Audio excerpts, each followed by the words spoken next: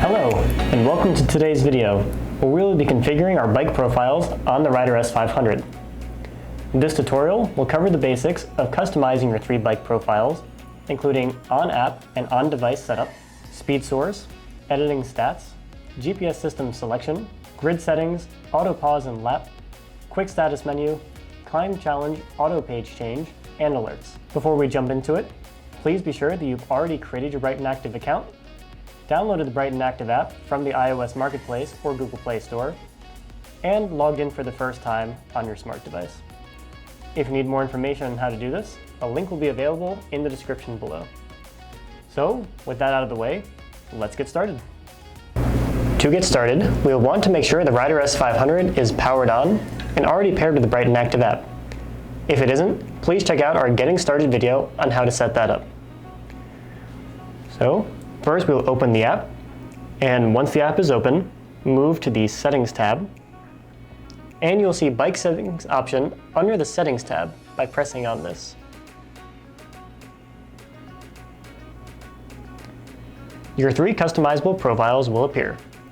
Pressing on an individual profile will allow you to customize the names. While pressing on the arrow, we'll toggle the other drop-down options. By opening this menu, you will see various profile-specific data, meaning that the data and settings you see here affect only the specific profile that you're using, making having various setups even easier. For example, you could have your road or mountain bike on one profile, using simultaneous 5 satellite connection and 1 data grid configuration, while also having another profile for your indoor trainer, prioritizing speed sensor and using a data grid configuration that shows all of your sensors on one page. However you choose to set up your device, Bryton has you covered. Today, we will begin by modifying the speed source for your first profile. If you plan to use a speed sensor at any point, we recommend always setting speed or speed/cadence, depending on your type of sensor, as your first priority.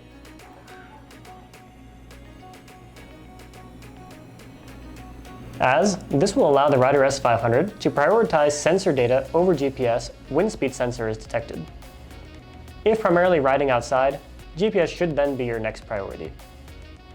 If this profile will be used for indoor training, then, in some cases, GPS can be removed altogether. Moving down the list, you can see various stats for your individual bike profile.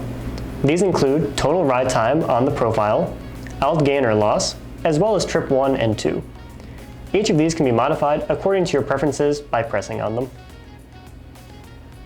Up next, we will configure GPS system settings. Here, you can enable or disable GPS connection, as well as determine which satellite systems you would like to use. This will increase accuracy or save battery life. For the highest accuracy configuration, the Rider S500 is able to connect with all 5 satellite systems simultaneously, allowing it to connect faster, hold the connection better, and have higher accuracy, particularly when riding in semi-covered areas. Additional options allow you to connect to satellites based on your region, with GLONASS having higher accuracy in more northern countries, and BETO providing higher accuracy in Asia, for example. The next option on the list is grid settings. This will affect both the total number of data pages as well as the quantity and types of fields on an individual page.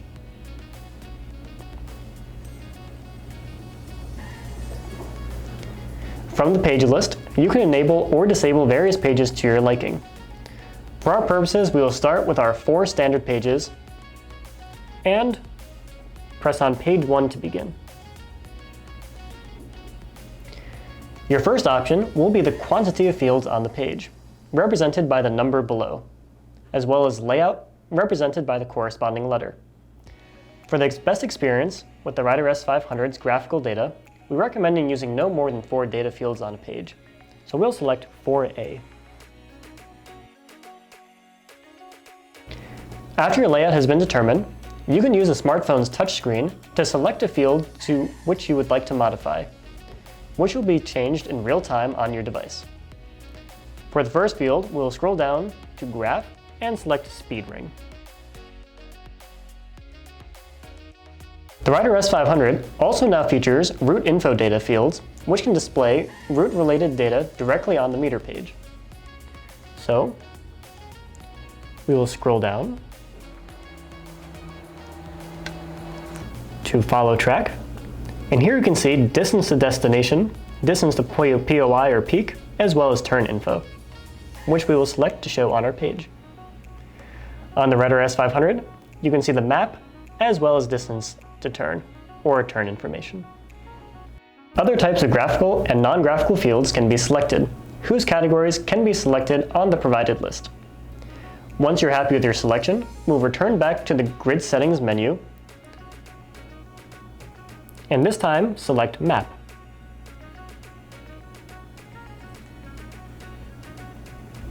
This will affect the look of your map page, which has fixed quantity of 2 customizable fields. This works in much the same way.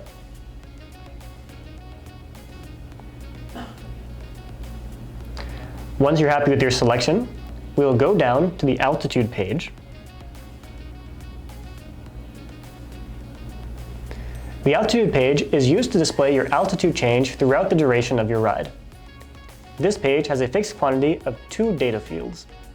The fields can be modified in the same way as we did before. Once you are happy with your selection, we will go down to the altitude page. The altitude page is used to display your altitude change throughout the duration of your ride. This page has a fixed quantity of 2 data fields. The fields can be modified in the same way as we did before. And lastly, we will select the workout page configuration. This page will appear while following a workout and has a fixed quantity of 2 data fields, which can be modified. Once you have made your selection and are happy with them, we'll return back to the bike profile menu.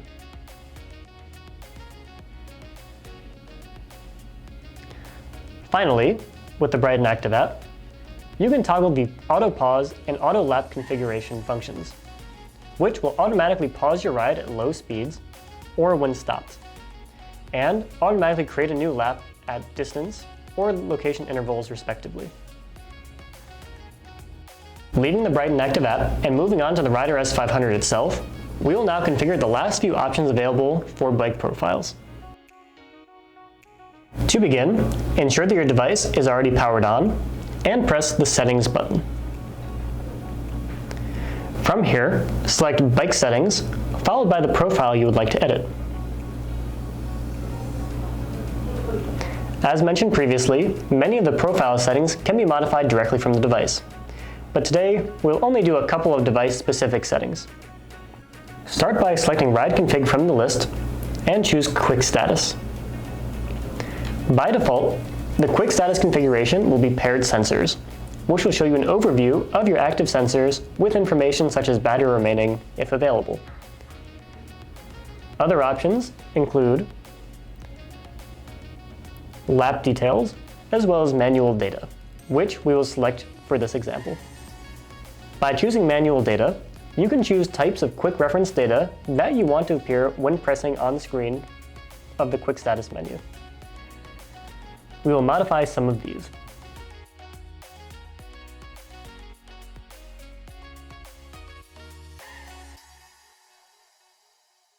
Some fields, such as heart rate or power zones, if the corresponding sensors are connected, will display colored zone-related data. After you're happy with your selection, you can return to the home screen and select the meter page.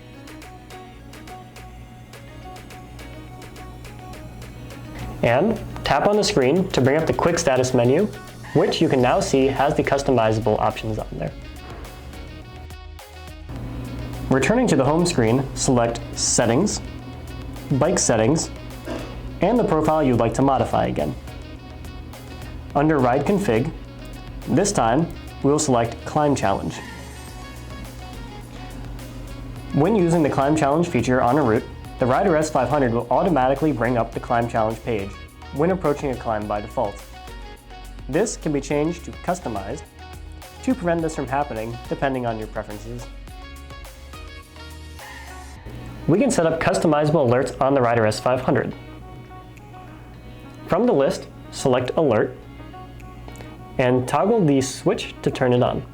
These alerts, which can be modified to your preferences, will display an on-screen notification and sound once user-defined criteria are input.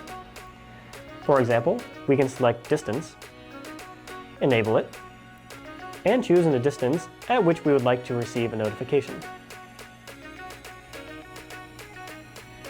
Then, this will be displayed during your ride. To disable alerts, simply toggle the switch and it will return back to the default off mode. And with that, the Rider S500 bike profiles are all set up. That's all for today's video.